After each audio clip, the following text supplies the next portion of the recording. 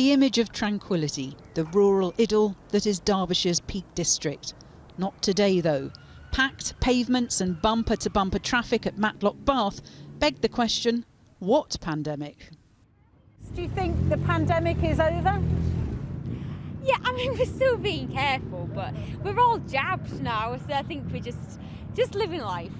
If the vaccine's working and stopping people going into hospital and it's not filling hospital beds up, then I can't understand why we don't come out of lockdown. Did you have any misgivings about coming out to these crowds today? No, I don't. No, I'm quite enjoying it. You feel safe? I feel safe, yes, because I've had both my vaccines. Vaccinations are being speeded up, but with recent increases in infections and hospital admissions, some experts say the 21st of June is too early to lift remaining restrictions in England. To open up in a very dramatic way, actually, on the 21st of June, and be in a position where cases are rising in many areas and there's lots of unanswered questions. You know, we've moved too quickly in the past, and I don't think any of us want to make that mistake again. There were queues for a ride to the heights of Abraham today, but any delay to unlocking is likely to stall businesses like this one from recouping its losses. The cable cars may be fully booked this bank holiday weekend, but the business is only operating at a capacity of 32%. It's relying on the lifting of social distancing on the 21st of June. And like many businesses, it's warning of dire consequences if that doesn't happen. It's night and day for the industry. It really is. The hospitality industry requires, a certain capacity to function, and we're operating well below that as an industry at the moment. So, it is critical for many people's survival. Down the road at the New Bath Hotel, the cost has been even greater, more than £1 million in lost revenue. 10 staff have been made redundant. But the hotel is fully booked for the first time this year. And the manager believes France's ban on non-essential travel from the UK could mean more bookings for him. A lot of people will start looking at the inward travel and of course go to the natural tourist destinations, that being Matlock Bath. Matlock Bath is one of those destinations, and obviously the wider area. So yeah, we're primed really to capture some of that business for sure. Sue Turner has driven from Sheffield to swim in the hotel's Lido. The water comes from one of Matlock Bath's thermal springs. It's a welcome distraction. She had hoped to be holidaying in France next month. We booked a holiday when Boris said we could, so I think it's doubtful we'll go, but we'll have to see. When were you hoping to go? End of July. How do you feel about that now? We'll go another time. I think we've just got to be really resilient. It's not an easy time, is it? It hasn't been. At the end of the day, we're still healthy. I can go for a swim. I still can do nice things. I think you just got to go with what you can do. Businesses are likely to be less philosophical.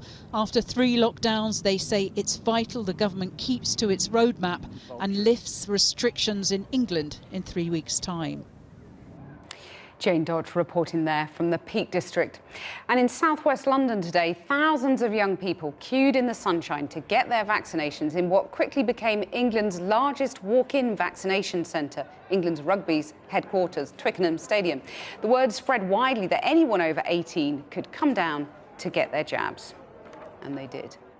I can now speak to Professor Peter Openshaw of Imperial College London, who's also Vice Chair of NERVTAC, the new and emerging respiratory virus threats advisory group.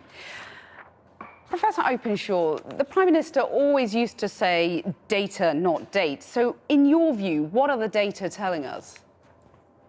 Well, we are seeing that the new variant, the one that was first detected in India, the 617.2, has been increasing very sharply in the UK and really is replacing the previous variants that were circulating before. And the numbers are overall slightly increasing. That hasn't really been reflected in increasing numbers of admissions, but we know that that takes time to feed through. And the admissions take time to feed through to serious disease and death.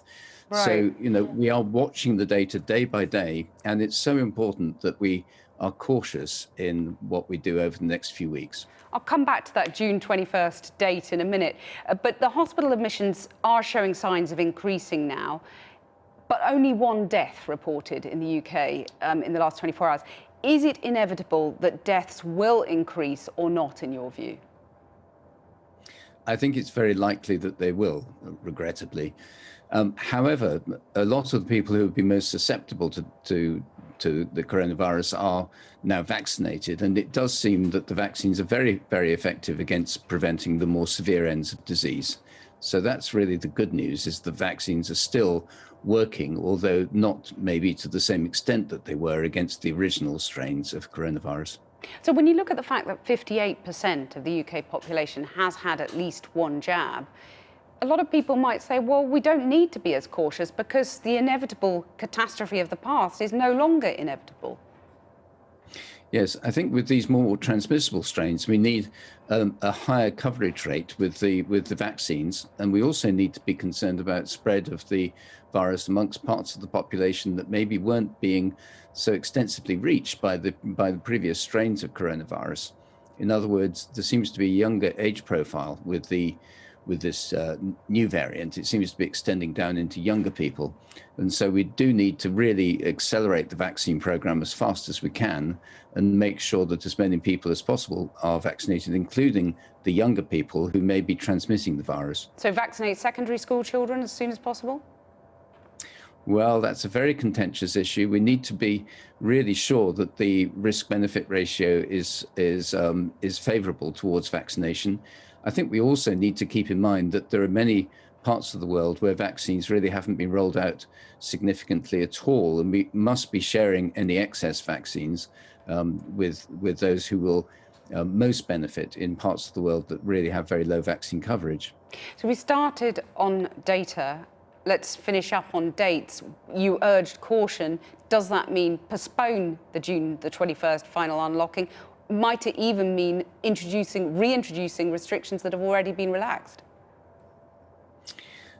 I regret to think it may be necessary to postpone the June 21st relaxation, but we do have a little time to wait and a little time to observe the data. We must observe the data very carefully and just be sure that we can open up safely. And remember that this is not, us versus the politicians or anything like that. This is just us watching the way that the virus is behaving, and we must be guided by that. But further restrictions could have to be reintroduced if deaths are possibly going to go up, as you suggest? Well, potentially, but I think we're all desperately hoping that that wouldn't be necessary.